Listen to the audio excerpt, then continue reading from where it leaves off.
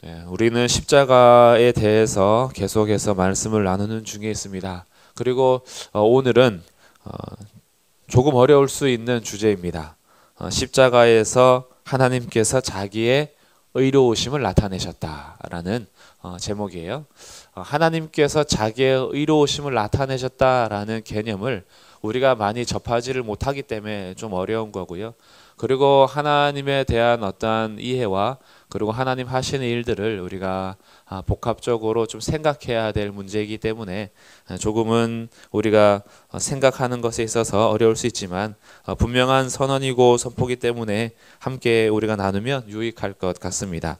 먼저 이 말씀 속에서요, 계속해서 반복하는 것이 있는데, 하나님께서 예수님을 이 땅에 보내주셔서 그의 피로써 믿음으로 말미암는 화목제물로 세우셔 하신 일이 뭐냐 하면 25절 끝에 자기의 의로우심을 나타내려 하셨다. 그래서 26절에 곧 이때에 자기의 의로우심을 나타내시고 자기도 의로우시며, 이렇게 자기의 의로우심에 대해서 반복해서 선언을 하고 있는 부분입니다. 하나님께서 자기의 의로우심을 나타내셨다라는 부분은 어제 우리가 나누었던 말씀이 십자가에서 나타낸 사랑이 거룩한 사랑이다라고 해서 거룩과 사랑, 심판과 사랑이 어떻게 공존하게 되는지에 대해서 그 십자가를 살폈는데요. 하나님의 의로우심이 나타났다라는 부분이 이 거룩과 연관이 있습니다. 하나님께서 이 죄에 대해서 조금도 용납하실 수가 없는 거룩한 분이신데, 이 거룩하신 하나님께서 어떻게 죄인들을 용서하시고 사랑하신단 말인가 라는 부분에서 십자가의 예수 그리스도가 우리 가운데 화목제물로 오신 겁니다. 근데 이를 통해서 예수를 믿는 자가 의롭다함을 받는 것은 우리가 너무나 익숙하게 많이 듣죠. 예수를 믿으면 의로워진다. 그래서 이 부분은 내일 주제예요. 그럼 오늘은 예수를 보내주심으로 하나님도 자기의 의로우심을 나타내셨다라는 부분이에요. 세상에서 모든 피조물이 만족해도요, 하나님이 스스로 만족하지 않으신다면 그거는 아직 다 만족된 게 아니에요. 왜냐하면 하나님 그분이 이 땅에서 가장 최고이시고, 또한 이 모든 피조물의 최고의 목적이 되고, 또한 우리가 따라가야 될 결과이기도 하고, 그리고 마지막까지 우리가 모든 것이 다 사라져도 사라지지 않는 영원한 분이기 때문에 하나님께서 자기 스스로 만족하지 않으면 사실은 이 땅에 있는 모든 만족들은 이따가 사라질 수도 있는 거죠. 그러다 보니까 하나님께서 자기 스스로를 나타내신다라는 것은요, 사람이 자기를 나타내는 것하고는 좀 다릅니다. 자기 스스로 자기의 의로움을 나타내고 자기가 자기를 선포하고 자기가 찬양을 받기를 원하고, 이런 것들이 사람이 될 때에는 이거는 굉장히 교만이죠. 자기가 자기 스스로를 나타내려고 하는 것은. 왜 그것이 교만이냐 하면 사람보다 높이 계신 분이 있기 때문입니다. 그런데 하나님은 좀 달라요. 하나님보다 높은 분이 없습니다. 그렇기 때문에 가장 높으신 분이 하나님이시기 때문에 하나님께서 자기 스스로를 나타내시는 것은 세상에 가장 좋고 가장 높고 최고의 목적을 자기가 스스로 보여주시는 거예요. 그러니까 이것은 최고의 가치를 우리에게 부여하시는 거죠. 그러다 보니 인간이 죄를 지어서 하나님의 영광을 훼손하고, 인간이 죄를 지어서 세상이 완전히 어그러졌어요. 하나님께서는 이 세상을 사랑하셔서 예수님을 보내주시는데, 이 보내주셔서 이 죄에 대해서 죄값을 치르십니다. 그래서 예전에 죄값을 치르셨다라고 할 때, 그러면 이 죄는 누구에게 치른 거냐, 이런 질문이 이제 생긴 거죠. 죄값을 누구에게 치러야 하느냐, 이거예요. 그래서 한때는 이렇게 얘기했습니다. 마귀에게 죄값을 갚았다. 갚아야 되잖아요, 누군가에게. 죄값이 있으니까. 근데 그렇게 되면 좀 문제가 생기죠. 하나님이 마귀에게 빚진 건 아닌데. 왜냐하면 마귀도 심판의 대상자이잖아요. 그럼에도 불구하고 이런 얘기가 나왔던 이유는, 하나님께서 만약에 죄인들을 그냥 용서하셨다면 분명히 정죄를 받으실 수 있는 거리가 생기는 거죠. 하나님은 거룩하시고 의로우시면서 어떻게 죄에 대해서 그냥 눈 감고 넘어갈 수 있느냐. 공의롭지 못하다. 공의로운 재판장이고 심판자라면 죄에 대해서는 반드시 물어야 하는 거 아니냐.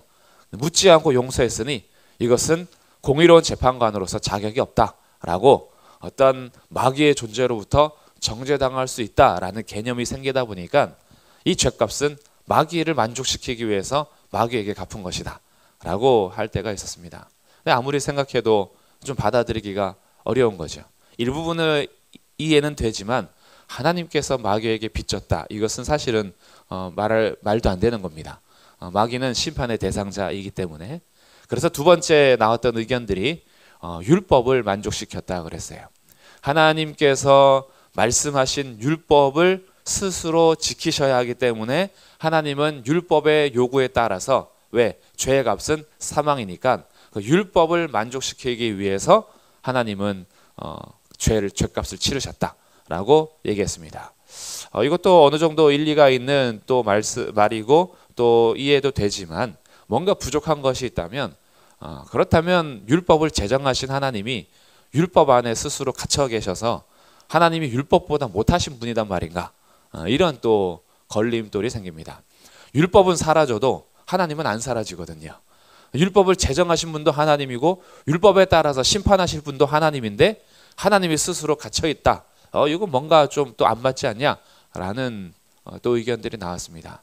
이런 것들이 속 시원하게 해결되지 않다가 어느 날 이런 말씀들을 통해서 하나 더 생각하게 된 것이, 하나님은 자기 스스로의 만족을 위해서 죄값을 치르셨다. 이런 이제 의견들이 나왔죠. 이것이 가장 성경에서 그래도 우리가 이해할 수 있는 범위입니다. 하나님께서는요, 자기 스스로 자기의 의로우심을 나타내셔야 하고 자기 스스로 만족을 얻으셔야 합니다.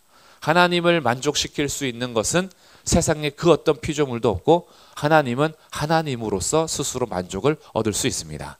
그래서 하나님께서 이 죄값을 치르실 때 만약에 우리의 죄값이 1,000억이라면 예수님께서 이 땅에 오셔서 겨우 1,000억짜리의 빚을 갚으셨단 말인가? 그게 아닌 거예요. 우리의 죄값이 생명이기 때문에 예수님의 생명이 우리의 죄값과 동등되단 말인가? 그렇지 않죠. 우리에게 값을 지불하셔서 죄값을 지불하셔서 사셨다라고 할 때 죄값이 1,000억이면 1,000억 지불한 게 아닙니다. 이거는 사실은 수치적으로 계산이 안 되는데 우리의 개념이 워낙 수치의 개념이 좀 둔하다 보니까 한 1,000억 정도 빚이라면 한 1,000조 정도를 갚으신 거예요. 이건 무슨 의미냐 하면 예수님의 생명은 죄를 갚고도 남는 값이지 죄를 겨우 갚는 값이 아니라는 겁니다. 이것은 하나님께서 스스로 이 땅에 오셔서 자기가 사람이 되시고 스스로 십자가에 달리심으로 겨우 누군가에게 죄를 갚기 위해서 죽으신 것이 아니라 하나님은 그것보다 훨씬 크시게 자기의 의로우심을 나타내신 거예요. 그래서 우리가 겨우 죄값만 갚은 것에서 만족하는 것이 아니라 하나님께서는 이 모든 피조 세계에, 그리고 특별히 죄인들이 구원을 받은 이후에 하나님의 영광스러움과 하나님의 의로우심을 보고 이 땅에서의 진정한 찬양과 찬송을 받으시는 겁니다. 하나님이 이토록 의로우신 분이구나. 하나님께서 그래서 자기의 의로우심을 나타내셨다라는 거죠. 그래서 하나님께서 스스로 하실 수밖에 없는 일, 하나님의 영광을 회복하고 하나님의 가치를 회복하고 하나님께서 무너진 이 땅을 회복할 수 있는 유일한 분으로서 하나님이 이 땅에 오셔서 자기의 의로우심을 나타내셨다라는 겁니다. 그래서 이것은 성경에서 일관적으로 말하고 있는 건데요. 하나님은 자기 이름을 위하여 일하십니다. 이것이 참 중요하죠. 하나님께서 사람들에게 맞추어서 일했다면 소망이 없습니다. 사람들은 기복이 심하니까 충성할 때도 있고 반역할 때도 있고 따라올 때도 있고 배신할 때도 있고 잘 따라오다가도 괜히 꿍해가지고 뒤돌아가기도 하고 항상 한 마음으로 서지 못하고 양다리 걸치기도 하고 두 마음이 아니라 세 마음, 네 마음, 100마음 마음도 많이 나누어져서 어느 순간에는 잘 따라오다가도 또 기복이 심합니다. 하나님께서 만약에 사람들의 태도에 따라서 일하셨다면 하나님의 일하심도 되게 기복이 심했을 거예요. 그러나 하나님은 자기 이름을 위하여서 일하십니다. 그래서 하나님을 의지하는 자를 부족해도 건지시고 악해도 돌아오게 하시고 여전히 그들이 하나님 앞에서 만족을 얻게 하고 기쁨을 얻게 하는 것은 이 모든 것을 통해서 하나님께서 자기를 나타내시고 자기의 이름에 영광을 받기 위해서이십니다. 그래서 하나님께서 자기 이름을 위하여 자기 영광을 위하여 일하신다라는 것은 하나님보다 더 높은 분이 없기 때문에, 하나님보다 더 가치 있는 것이 없기 때문에 하나님은 자기 스스로를 나타내시는 것이 피조물에게도 감사함이 되는 거죠. 하나님보다 더 낮은 차원의 것을 위해서 살게 했다면 우리의 가치도 그것밖에 되지 않는 것인데, 하나님은 최고의 가치인 자기를 위해서 일하도록, 그리고 섬기도록, 찬송하도록 하셨으니 하나님은 스스로 굉장히 우리에게 은혜를 베푸신 겁니다. 그래서 우리들은 그 목적을 따라서 살 수가 있어요. 썩어질 것을 위해서 살게 하지 않으시고 영원한 것을 위해서 살게 하셨으니 하나님은 자기를 나타내신 것이 우리에게도 유익인 겁니다. 그래서 오늘도 이렇게 증언하는 거예요. 예수를 보내신 것은 우리의 의로운 뿐이기 전에 하나님께서는 예수를 보내셔서 자신의 거룩하심을 나타내심으로 의로우심을 보이셨다라는 겁니다. 하나님은 이렇게 거룩하신 분이다. 그래서 그 누군가의 만족을 위해서가 아니라 하나님은 스스로의 만족을 위해서 자기의 의로우심을 나타내시고, 하나님은 예수를 이 땅에 보내셔서 화목제물로 세우사 주님께서 어떻게 거룩하신지, 하나님은 어떻게 의로우신지 그것을 우리에게 보여주셨습니다. 그래서 그동안 죄를 간과하고 참으시면서 하나님의 은혜와 인자하심을 드러내셨어요. 노하기를 더디하시고 은혜를 베푸시는 하나님이 드러나셨지만, 이제는 하나님께서 자신의 거룩을 십자가에서 나타내심으로 하나님이 얼마나 의로우신지를 우리 가운데 보이셨다라는 거죠. 그래서 우리는 이 균형을 잘 잡아야 됩니다. 하나님의 은혜와 노하기를 더디하심, 사랑하심에 있다고 해서 우리가 자기 스스로의 삶을 마음대로 살아서는 안 되겠고요. 십자가를 통해서 하나님이 자기의 공의, 자기의 오르심, 의로우심을, 거룩하심을 나타내셨기 때문에 우리들은 이 하나님의 거룩하심을 따라서 거룩하게 닮아가야 하는 것입니다. 주님께서는 그래서 의로우심을 나타내셨습니다. 오늘도 십자가에서 하나님이 어떻게 의로우신지를 나타내신 것을 묵상하시면서 하나님의 이름을 찬송하고 하나님의 공의를 노래하며 하나님의 의로움을 따라서 살아가는 그런 삶이 우리 가운데 있어야 하겠고요. 그래서 로마서에서 이렇게 선언했던 겁니다. 복음에는 하나님의 의가 나타났다. 하나님의 의가 나타났을 때 그것이 우리에게 복음이 될 수 있었던 이유는, 하나님의 의에 따라서는 죄인들은 다 죽어야 하는데 그것이 의롭게 나타날 수 있었던 이유는, 이 의로움을 어떻게 나타냈냐 하면 예수를 보내심으로 나타내셨기 때문에, 그래서 그것이 복음이 되는 겁니다.